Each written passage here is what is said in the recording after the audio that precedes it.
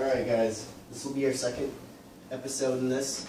This is going to be showing you how to do the penguin toss. Penguin toss actually comes from a juggler's move from what I've heard. Could be wrong, but that's what I've heard. And the penguin toss is an underhand toss that's going over your arm, the arm that's throwing it. So before, when we were throwing this, we were throwing it over our left arm, if you were doing it on this side. Would have been your right if you were doing it on this side. Doesn't really matter. But anyway, we were throwing it over the opposite arm. In this one, we're going to be throwing it over the arm that starts the throw. And this throw is going to be a bit weird for you guys because it was weird for me. I remember learning this and going, what the hell am I doing? Am I doing it correctly? It'll all click once you learn your continuous no beats, your wall plane. Once you get it there, this weird little penguin toss thing will feel just fine. You'll start getting used to it then. So to start the penguin toss, we're going to follow the same idea as we did before. When you were using your other one, you were reaching out, waiting for the floating point, and throwing across. This time, we're going to be reaching out to the floating point backwards. So instead of your left arm reaching over to your right side like this, your left arm is reaching over to your left side, the same point that your right point was actually going towards. So if your floating point was right here, your left floating point is going to be over there too. And get used to reaching back there. It might be a little bit different.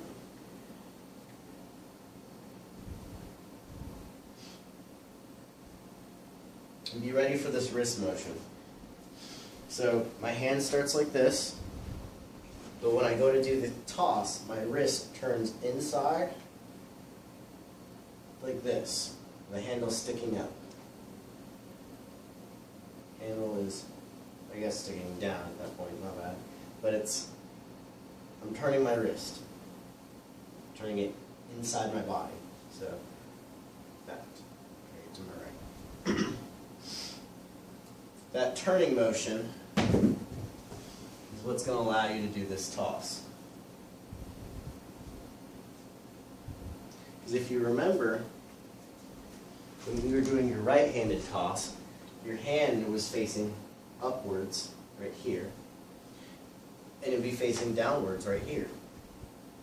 Well, your hand needs to face upwards here, and downwards there as well. So in order to get your hand like this, you got to take your left hand, you got to turn it inside out, like that. Okay? Then you're going to take it to the same floating point that we were at before. That little spot right there, where it kind of starts losing momentum. And you're going to pull it across your body. Now when you pull it, I want you to watch my shoulder. And this is important for if you start hitting yourself and you can't get it to throw right. I turn my shoulder in the direction I'm throwing it. And there's a reason why you do that. When you're first learning it, when you do this pull, you're going to hit yourself.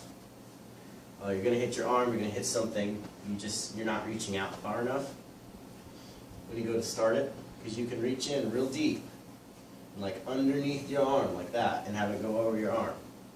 We're not really trying to do that yet. We're trying to keep it in front of us, like this. So the reason why you need to turn your torso is what this is going to do, it's going to get your arm out of the way. My arm's sticking out this far here, right? So if I throw, it sticks out, comes in, now I have less in front of me.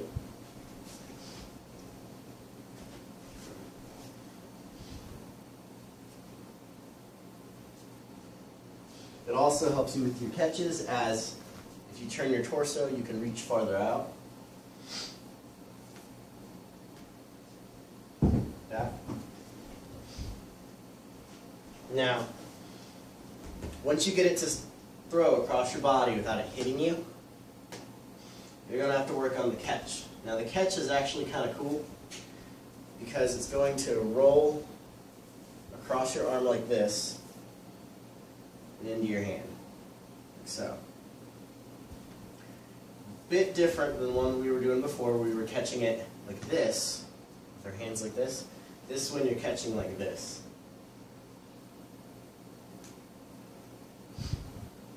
Now the brushing point is going to be directly across your hand.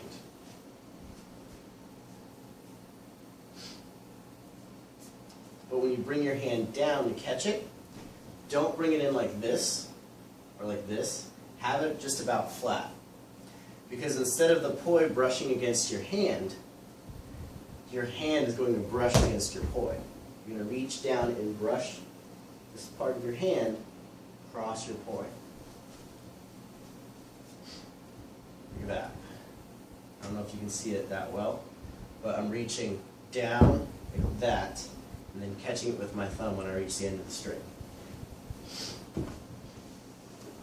And it's kind of delicate maneuver. If you do it too hard, you'll slap the string out of your way. And if you do it too light, you won't feel the string at all. It'll just kind of do that.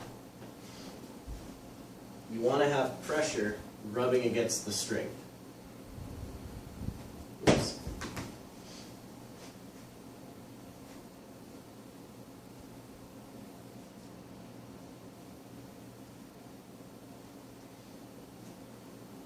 Remember, you need to have it fully catched between your finger and thumb here once you reach the bottom.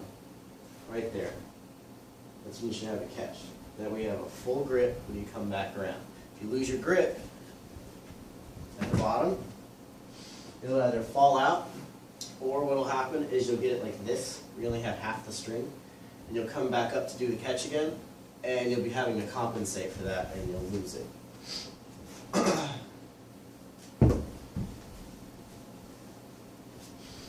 So, overall, it should look like this. Here.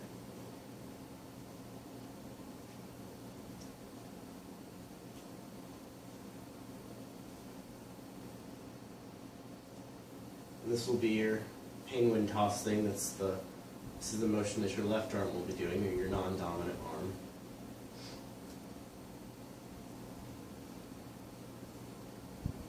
It's a bit of a weird toss. Just play with it. So eventually you can get it to a decent toss speed. You can do it slowly. You can be like, eh. Yeah. And start like that. Eventually, you want to get it to where you, when you catch it down here, that you already start your swing into your next toss. Once you start getting good with it, start trying to bring it closer to your body. So when you first start, it should be in front of you.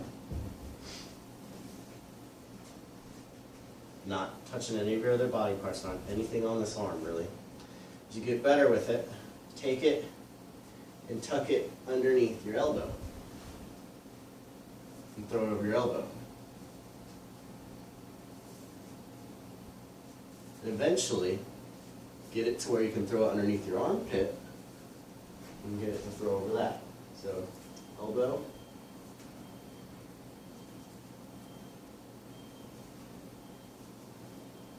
armpit, oops.